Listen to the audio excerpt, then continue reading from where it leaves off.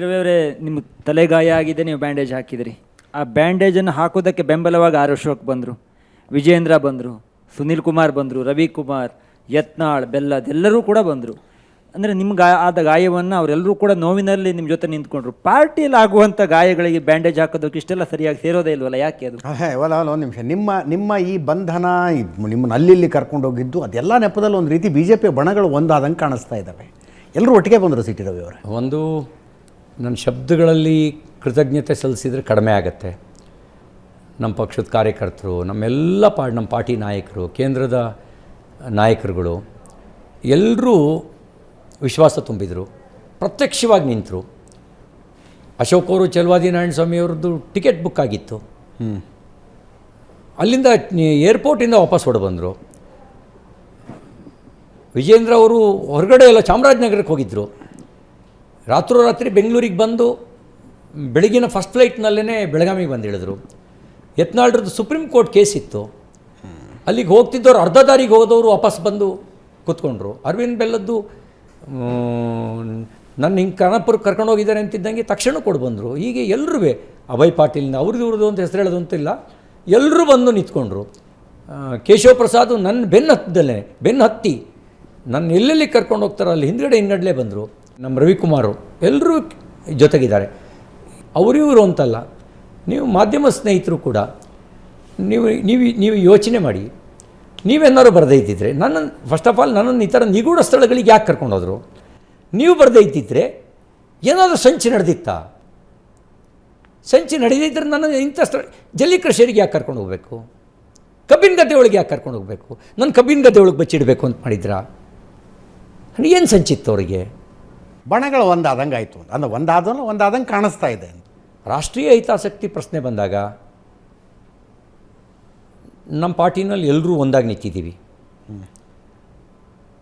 ಬಹುಶಃ ನಾನೊಂದು ಕಾರ್ಯಕರ್ತ ಅಂತಲೇ ನಾನು ಭಾವಿಸ್ತೀನಿ. ಓಕೆ, ಈ ಕಾರ್ಯಕರ್ತನಿಗೆ ತೊಂದರೆ ಆಗಬಾರ್ದು, ಅವ್ರ ಜೊತೆಗೆ ನಾವಿದ್ದೀವಿ ಅನ್ನುವಂಥ ಒಂದು ಸಂದೇಶವನ್ನು ಒಟ್ಟಾಗಿದ್ದು ಕೊಟ್ಟಿದ್ದಾರೆ. ಸಾಮಾನ್ಯ ಕಾರ್ಯಕರ್ತರಿಗೆ ಅನ್ಯಾಯ ಆದಾಗಲೂ ನಿಂತ್ಕೋಬೇಕು, ಜನರಿಗೆ ಅನ್ಯಾಯ ಆದಾಗಲೂ ನಿಂತ್ಕೋಬೇಕು. ಇದೊಂದು ಒಳ್ಳೆಯ, ನಾನು ಇದೇ ಆರಂಭ ಅಂತ ಹೇಳಲ್ಲ, ಒಳ್ಳೆಯದು ಮುಂದುವರೆದಿದೆ. ಒಳ್ಳೆಯದನ್ನೇ ನಿರೀಕ್ಷೆ ಮಾಡ್ತೀವಿ. ನನಗೂ ಅನಿಸುತ್ತೆ, ನಾನು ಸಣ್ಣ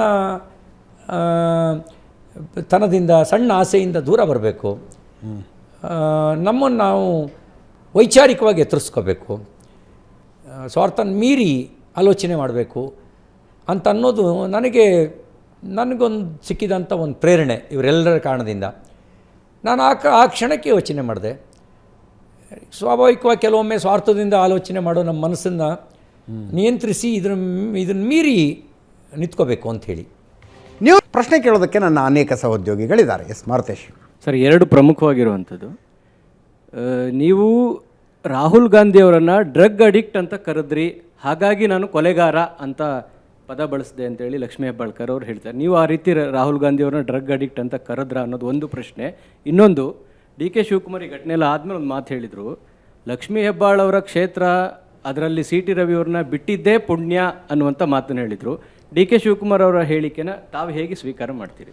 ಮೊದಲು DK ಶಿವಕುಮಾರ್ ಅವರ ಹೇಳಿಕೆಗೆ ಉತ್ತರ ಕೊಡ್ತೀನಿ. ನೋಡಿ, ಅವರು ನಮ್ಮ ಉಪಮುಖ್ಯಮಂತ್ರಿ. ಈ ರಾಜ್ಯದ ಎಲ್ಲರ ರಕ್ಷಣೆ ಜವಾಬ್ದಾರಿ ಅವ್ರದ್ದೇ ಇದೆ. ಬೆಳಗಾವಿ ಏನು ಬನಾನೆ ರಿಪಬ್ಲಿಕಾ? ಬೆಳಗಾವಿನಲ್ಲಿ ನನ್ನ ಜೀವಸಹಿತ ಬಿಟ್ಟಿದ್ದೇ ಪುಣ್ಯ ಅನ್ನೋದಕ್ಕೂ ಅವರ ಹಿಂಬಾಲಕರು ನಡ್ಕೊಂಡ ನಡವಳಿಕೆಗೂ ಸಾಮ್ಯ ಇದೆಯಲ್ಲ. ಕೊಲ್ಲಬೇಕು ಅನ್ನೋ ಸಂಚು ಮಾಡಿದರು ಅನ್ನೋದು ಅವ್ರ ಮಾತಿನಲ್ಲೇ ಸ್ಪಷ್ಟ ಆಗುತ್ತಲ್ಲ. ಹಾಗಾಗಿ ನನಗನ್ಸುತ್ತೆ, ಈ ರೀತಿ ಯೋಜನೆ ಮಾಡಿ ಅದಕ್ಕಾಗಿಯೇ ನನ್ನ ಬೀದಿಲಿರುವಂತೆ ನೋಡ್ಕೊಂಡಿದ್ದೀರಾ ರಾತ್ರಿ ಇಡೀ. ಬಹುಶಃ ಮಾಧ್ಯಮದ ಸ್ನೇಹಿತರು ನೀವು ನನ್ನ ಬೆನ್ನು ಹತ್ತದೇ ಇದ್ದಿದ್ದರೆ ಬೆಳಗಾವಿಯಿಂದ ನಾನು ಜೀವಂತ ಕಳಿಸಬಾರ್ದು ಅನ್ನೋದೇ ಇವ್ರ ಹಂಚಿಕೆ ಇತ್ತೇನೋ ಅಂತ ಅವ್ರ ಹೇಳಿಕೆಯಿಂದ ಅನುಮಾನ ಬರುತ್ತೆ. ಅವ್ರ ಹೇಳಿಕೆ ಮತ್ತು ಸರ್ಕಮ್ಟೆನ್ಸಸ್ ನೋಡಿದಾಗ, ಪೊಲೀಸರ ನಿಗೂಢವಾಗಿರುವ ನಡವಳಿಕೆಗಳನ್ನು ಗಮನಿಸಿದಾಗ, ಪದೇ ಪದೇ ಡೈರೆಕ್ಷನ್ಗಳನ್ನು ತಗೊಳ್ತಾ ಇದ್ದಿದ್ದು, ನನ್ನ ಒಂದು ಲೊಕೇಶನ್ ಇನ್ನೊಂದು ಲೊಕೇಶನಿಗೆ ಕರ್ಕೊಂಡು ಹೋಗ್ತಿದ್ದಿದ್ದು, ಏನಂದರೆ ಇಡೀ ಮೀಡಿಯಾನ ರೋಡ್ ಬ್ಲಾಕ್ ಮಾಡಿ ನಿಮ್ಮ ವೆಹಿಕಲ್ಗಳಿಗೆ ಗುದ್ದಿಸಿ ನೀವು ಇನ್ಯಾರಿಗೋ ಕಮ್ಯುನಿಕೇಟ್ ಮಾಡಿ, ಇನ್ನೊಬ್ಬರನ್ನ ಯಾರನ್ನೋ ಕಳಿಸಿ, ಹಿಂಗೋ ಒಂದು ಸಂಪರ್ಕ ಮಾಡ್ತಾಯಿದ್ರಿ ಮಾಧ್ಯಮದವರು. ಅದನ್ನೆಲ್ಲ ನೋಡಿದಾಗ ಏನು ಅನಿಸುತ್ತೆ ಅಂದರೆ ಅವ್ರ ಹೇಳಿಕೆ ನೋಡಿದಾಗ ಪ್ಲಾನ್ ಮಾಡಿದ್ರು ನಡೆದಿಲ್ವಲ್ಲ ಅಂತ ಅವರಿಗೆ ಏನಾದರೂ ಬೇಜಾರಿದೆಯೇನೋ ಅಂತ ಅನಿಸ್ತಾ ಇದೆ. ನೀವು ನಿಮ್ಮ ಮೊಬೈಲಿಂದ ಲೈವ್ ಲೊಕೇಶನ್ ಹಾಕ್ಬಿಟ್ಟಿದ್ರಿ. ನನ್ನ ಮನೆಯವರಿಗೆ ನನಗೆ ನನ್ನ ತಲೆಗೆ ಗಾಯ ಬಿದ್ದದ್ದನ್ನು ಟಿ ವಿನಲ್ಲಿ ನೋಡಿ ಗಾಯ ಆಗಿರೋದನ್ನು ಏನಾಗಿದೆ ಅಂತ ಕೇಳೋಕ್ಕೆ ಅಂತ ನನ್ನ ಮನೆಯವ್ರು ಫೋನ್ ಮಾಡಿದ್ರು. ಅವ್ರು ಹೇಳಿದ್ರು ಲೈವ್ ಲೊಕೇಶನ್ ಹಾಕಿ. ನಂಗೆ ಲೈವ್ ಲೊಕೇಶನ್ನು ಅನ್ನೋದು ಗೊತ್ತಿರಲಿಲ್ಲ, ಅದು ಹೆಂಗೆ ಹಾಕಬೇಕು ಅನ್ನೋದನ್ನು. ಮತ್ತೆ 15 ನಿಮಿಷಕ್ಕೆ ಹಾಕಿದ್ದೆ, ಇಲ್ಲ ಮತ್ತೆ 8 ಗಂಟೆಗೆ ಹಾಕಿ ಅಂತ ಹೇಳಿದ ಮೇಲೆ 8 ಅವರ್ಸಿಗೆ ಹಾಕಿದೆ ಲೈವ್ ಲೊಕೇಶನ್ನ. ರಾಹುಲ್ ಗಾಂಧಿ ಅವ್ರನ್ನ ಡ್ರಗ್ ಅಡಿಕ್ಟು ಅಂದಿದ್ದರಿಂದ ಇದೆಲ್ಲ ಶುರುವಾಯಿತು. ನೋಡಿ ನೀವೇನಂದರೆ ಅವರು ಅಮಿತ್ ಶಾಗೆ ಏನೆಲ್ಲ ಅಂದರು. ವೀರ್ ಸಾವರ್ಕರು ಅಂಥ ಪುಣ್ಯಾತ್ಮ, ತನ್ನ ಕುಟುಂಬ, ತನ್ನ ಜೀವನ, ತನ್ನ ಸರ್ವಸ್ವವನ್ನು ತ್ಯಾಗ ಮಾಡಿದವ್ರನ್ನ ಅವರಿಗೇನೇನಂತಾರೆ? ಗಾಂಧಿ ಹತ್ಯೆನ RSS ಮಾಡಿದ್ದು? ಗಾಂಧಿ ಹತ್ಯೆನ RSSಗೂ ಗಾಂಧಿ ಹತ್ಯೆಗೂ ಸಂಬಂಧ ಇಲ್ಲ ಅಂತ 3 ಆಯೋಗಗಳು ವರದಿ ಕೊಟ್ಟಿದೆ. ನ್ಯಾಯಾಲಯದಲ್ಲಿ RSSದು ಯಾವುದೇ ಒಂದು ಸಾಬೀತಾಗಿಲ್ಲ, ಕ್ಲೀನ್ ಚಿಟ್ ಕೊಟ್ಟಿದೆ. ಇವತ್ತಿಗೂ ಹೇಳ್ತಾರಲ್ಲ, ನರಹಂತಕ ಅಂತ ಮೋದಿನ ಅನ್ಬೋದು ಅವರು. ನರಹಂತಕ ಅನ್ನೋದು ಕಠೋರವೋ, ಡ್ರಗ್ ಅಡಿಕ್ಟ್ ಅನ್ನೋದು ಕಠೋರವೋ ಹೇಳಿ ನೀವು? ಹಿಂಗಾದ್ರೆ ನೆವರ್ ಎಂಡಿಂಗ್ ಡಿಬೇಟ್ ಆಗ್ಬಿಡುತ್ತೆ. ಅಲ್ಲ, ನೆವರ್ ಎಂಡಿಂಗ್ ಡಿಬೇಟ್ ಅಲ್ಲ ನಾನು ಹೇಳೋದು. ಯಾವುದು ಹಾರ್ಶು ಯಾವುದು ಹೇಗೆ ಅವ್ರಿಗೆ ಬೇಕಾದ ಪಿಕ್ ಆ್ಯಂಡ್ ಚಾಯ್ಸ್ ಮಾಡ್ಕೊಳ್ತಾರೆ ಅನ್ನೋದಕ್ಕೆ ನಾನು ಹೇಳ್ತಾ ಇರೋದು. ಪೊಲೀಸರ ವಿರುದ್ಧ ಒಂದು ಆರೋಪ ನಿಮ್ಮದು, ಅಂದರೆ ಪ್ರೊಟೆಸ್ಟ್ ಎಲ್ಲ ಮಾಡಿದ್ರಿ, ನನ್ನನ್ನು ಎನ್ಕೌಂಟರ್ ಮಾಡಿ ಕರ್ಕೊಂಡು ಹೋಗ್ತಾ ಇದ್ದೀರಾ, ಕೊಲೆ ಮಾಡ್ತೀರಾ ಅಂತ ಎಲ್ಲ ಆರೋಪಗಳನ್ನು ಮಾಡಿದ್ರಿ. ನೀವೆಂಥ ಪ್ರಭಾವಿ ಅಂತ ಅಂದ್ಬಿಟ್ಟು ಇಡೀ ರಾಜ್ಯಕ್ಕೆ ಗೊತ್ತು. ಅದರಲ್ಲಿ ಪೊಲೀಸರಿಂದ ಆ ರೀತಿ ಪರಿಸ್ಥಿತಿ ನಿರ್ಮಾಣ ಆಗಿತ್ತಾ ಅಥವಾ ರಾಜಕೀಯ ಕಾರಣಗಳಿಂದ ಉದ್ದೇಶಕ್ಕೋಸ್ಕರ ಹಿಂಗಂದ್ರ? ನಾನೇನು ಭಯಗೊಂಡಿದ್ದೆ ಅಂತಿಲ್ಲ. ಯಾಕೆಂದರೆ ನನ್ನ ಸಾರ್ವಜನಿಕ ಬದುಕಿನಲ್ಲಿ ಕಾಲೇಜು ದಿನಗಳಿಂದಲೇ ಪೊಲೀಸರ ಜೊತೆಗೆ ಮುಖಾಮುಖಿ ಆಗಿರೋನು. ಪೊಲೀಸ್ ಸ್ಟೇಷನ್ ಆಗಲಿ, ಜೈಲಾಗಲಿ, ಕೇಸ್ ಆಗಲಿ ಯಾವುದೂ ನಂಗೆ ಹೊಸ್ತಲ್ಲ. ಈ ಥರದ್ದು ಏನು ಸ್ಟೇಷನಿಂದ ಸ್ಟೇಷನಿಗೆ ಕರ್ಕೊಂಡು ಹೋಗೋದು ಇದು ನನಗೇನು ಹೊಸ್ತಲ್ಲ. ಆದರೆ ಪೊಲೀಸರ ಷಡ್ಯಂತ್ರ ಎಕ್ಸ್ಪೋಸ್ ಆಗಬೇಕು ಅಂತ ನಾನು ಅವಕಾಶ ಸಿಕ್ಕಿದಾಗೆಲ್ಲ ಮಾಧ್ಯಮದವರು, ಈಗ ನೋಡಿ ಅಲ್ಲೊಂದು ಕಡೆ ನಿಗೂಢವಾದ ಜಾಗದಲ್ಲಿ ನಿಲ್ಸ್ಕೊಂಡಿದ್ರು, ಟಕ್ ಅಂತ ತೆಗೆದು ಅವರು ಫೋನಲ್ಲಿ ಇಳಿದು ಫೋನಲ್ಲಿ ಮಾತಾಡ್ತಾಯಿದ್ರು. ಒಂದು ಸೈಡ್ ಖಾಲಿ ಇತ್ತು, ಟಕ್ ಅಂತ ಇಳಿದು ರೋಡಿಗೆ ಕೂತ್ಕೊಂಡೆ. ಅಲ್ಲಿ ಅಲ್ಲಿ ಬಂದಿದ್ರು, ಇವ್ರು ಹಿಂಗೆ ಮಾಡ್ತಾಯಿದ್ದಾರೆ ಅನ್ನೋದು ಎಕ್ಸ್ಪೋಸ್ ಆಗಲಿ ಅಂತ. ಮಾಧ್ಯಮ ಬಂದು ಕ್ಯಾಮ್ರಾ ಹಿಡಿದಿದ್ರು. ತಕ್ಷಣಕ್ಕೆ ಏನೊಂದು ಇವ್ರು ಹಿಂಗೆ ನನ್ನನ್ನು ಇಂಥ ಕಡೆ ಕರ್ಕೊಂಡು ಬಂದಿದ್ದಾರೆ, ಇವರೇನೋ ಮಾಡೋಕೆ ಹೊಟ್ಟಿದ್ದಾರೆ ಅನ್ನೋದು ಎಕ್ಸ್ಪೋಸ್ ಆಗಲಿ. ಅಕಸ್ಮಾತ್ ಅವ್ರು ಏನಾದ್ರು ಷಡ್ಯಂತ್ರ ನಡೆಸಿದರೆ ಅದು ಕಂಟ್ರೋಲಿಗೆ ಬರಲಿ ಅನ್ನೋದು ಒಂದು ಉದ್ದೇಶ ಇತ್ತು. ಮತ್ತು ಅವ್ರನ್ನ ಎಕ್ಸ್ಪೋಸ್ ಮಾಡಬೇಕು, ಇವ್ರು ಹೀಗೆ ಮಾಡ್ತಾಯಿದ್ದಾರೆ ಅನ್ನೋದು ನಿಮ್ಮ ಮೂಲಕ ರಾಜ್ಯದ ಜನರಿಗೆ ತಿಳಿಬೇಕು ಅನ್ನೋದು ಕೂಡ ಇತ್ತು. ಆ ಕಾರಣಕ್ಕೇ ಅದನ್ನು ಅಂಥ ಸಂದರ್ಭದಲ್ಲಿ ಅದನ್ನು ಮಾಡಿದ್ದೇನೆ. ಯಾಕೆಂದರೆ ಅವ್ರ ಎದುರುಗಡೆ ಅವ್ರು ನನ್ನನ್ನು ಏನೂ ಮಾಡೋಕ್ಕಾಗದೇ ಇರುವಂಥ ಸ್ಥಿತಿ. ಯಾಕೆ ನೀವಿಲ್ಲದೆ ಇದ್ದರೆ ಏನು ಮಾಡ್ತಿದ್ರು ಅನ್ನೋದನ್ನು ಅಲ್ಲ, ಚೇತನ್ ಹೇಳಿದ್ ನಾವು ಇಲ್ಲದೇ ಇದ್ದರೂ ಏನು ಮಾಡ್ತಿರಲಿಲ್ಲ ಅವರು. ಯಾಕಂದ್ರೆ CT ರವಿ ಅವ್ರನ್ನ ಏನಾದ್ರು ಮಾಡಿದ್ರೆ ಮುಂದೆ ತಮ್ಮ ಕತೆ ಏನಾಗುತ್ತೆ ಅಂತ ಗೊತ್ತಿರ್ತಿತ್ತು ಅವ್ರಿಗೆ ಅಂತ ಚೇತನ್ ಅವ್ರು ಹೇಳ್ತಾರೆ. ಒಂದೇನು ಅಂದರೆ ಅವರಿಗೆ ರವಿನೇ ಬಿಟ್ಟಿಲ್ಲ, ನಿಮ್ದು ಯಾವ ಲೆಕ್ಕ ಅನ್ನುವಂಥ ಮೆಸೇಜ್ ಕೊಡಬೇಕು ಅನ್ನೋದು ಇತ್ತು ಅವರಿಗೆ. ಕೆಲವೊಮ್ಮೆ ಯಾರಿಗೆ ನಿಮ್ಮ ಪಕ್ಷದ ಕಾರ್ಯಕರ್ತರಿಗೆ ಕೆಲವೊಮ್ಮೆ ಅಧಿಕಾರದ ಮದ ಇದೆಯಲ್ಲ ನೋಡಿ, ಯಾರು ದೂರದೃಷ್ಟಿ ಇರ್ತಾರೆ, ಯಾರು ಕಾನೂನಿನ ಬಗ್ಗೆ ಗೌರವ ಇರುತ್ತೆ, ಅವರು ನೀವು ಹೇಳ್ದಂಗೆ ಯೋಚನೆ ಮಾಡ್ತಾರೆ. ಆ ಗೌರವ ಇಲ್ಲದೆ ಇರೋರು ಬನಾನಾ ರಿಪಬ್ಲಿಕ್ಕನ್ನೇ ಆಧಾರವಾಗಿ ಇಟ್ಕೊಂಡು ರಾಜಕೀಯವಾಗಿ ಬೆಳೆದವರು ದಿಢೀರಂಥ ಅಧಿಕಾರ ಹಣ ಸಿಕ್ಕಿದಾಗ ಅಥವಾ ಇನ್ಯಾವುದೋ ಮೂಲಗಳಿಂದ ಅಧಿಕಾರವನ್ನು ಪಡೆದಾಗ, ಆ ಅಧಿಕಾರ ಪಡೆದಾಗ ಏನಾಗ್ಬಿಡುತ್ತೆ ಅಂತೇಳಿ ಅಹಂಕಾರ ಬರುತ್ತೆ. ಅಹಂಕಾರದಿಂದ ನಾನು ಹೇಳಿದ್ದು ನಡಿಬೇಕು ಅನ್ನುವಂಥ ಬರುತ್ತೆ. ಅಂಥವ್ರ ಕೈನಲ್ಲಿ ವಿವೇಚನೆ ಇರಲ್ಲ. ಆ ವಿವೇಚನೆ ಇಲ್ಲದವರು ಏನು ಬೇಕಾದ್ರೂ ಮಾಡ್ತಾರೆ. ಆಮೇಲೆ CT ರವಿ ಪೊಲೀಸರು ಕೂಡ ಜಾಣರಿರ್ತಾರೆ.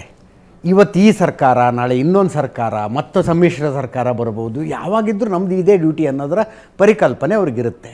ಕೆಲವು ಸಂದರ್ಭದಲ್ಲಿ ದೊಡ್ಡವ್ರು ಹೇಳಿದ್ದನ್ನು ಪಾಲನೆ ಮಾಡ್ತಿರ್ತಾರೆ ಮತ್ತು ಯಾರ ಜೊತೆಗೆ ಆ ರೀತಿ ವರ್ತಿಸ್ತಾ ಇದ್ದಾರೋ ಅವ್ರಿಗೆ ಹೇಳ್ತಿರ್ತಾರೆ, ಎಕ್ಸ್ಪ್ಲೇನ್ ಮಾಡ್ತಿರ್ತಾರೆ. ನಿಮಗೇನಾರು ಎಕ್ಸ್ಪ್ಲೇನ್ ಮಾಡಿದ್ರಾ? ನಿಮ್ಮ ಜೊತೆಗೆ ಏನಾರು ಮಾತಾಡ್ತಿದ್ರಾ? ಇಲ್ಲ, ನನಗೆ ಫೋನ್ ಕಿತ್ಕೊಳ್ಳೋಕ್ಕೆ ಅಂತ ಪ್ರಯತ್ನ ಮಾಡಿದಾಗ ನಾನು ಗಲಾಟೆ ಮಾಡಿದೆ.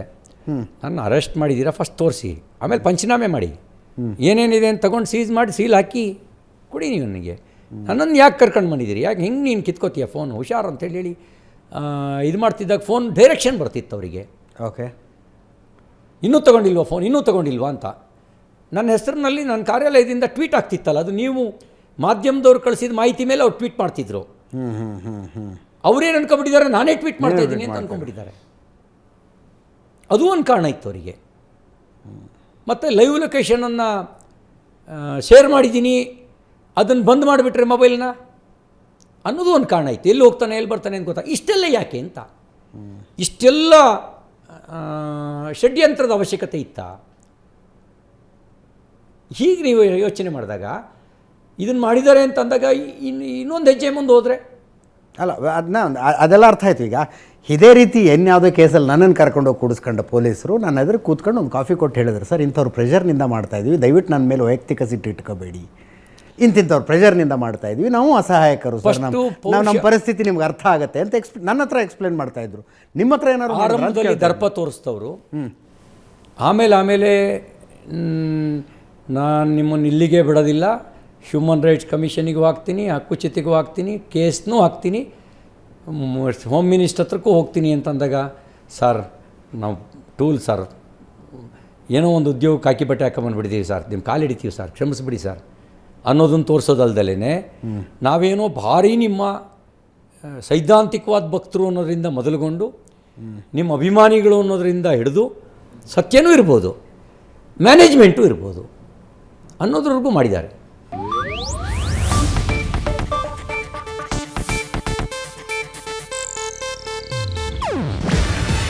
ಇದು ಏಷ್ಯಾನೆಟ್ ನ್ಯೂಸ್ ನೆಟ್ವರ್ಕ್ ಪ್ರಸ್ತುತಿ. ನೀವು ನೋಡ್ತಿದ್ದೀರಾ ಏಷ್ಯಾನೆಟ್ ಸುವರ್ಣ ನ್ಯೂಸ್.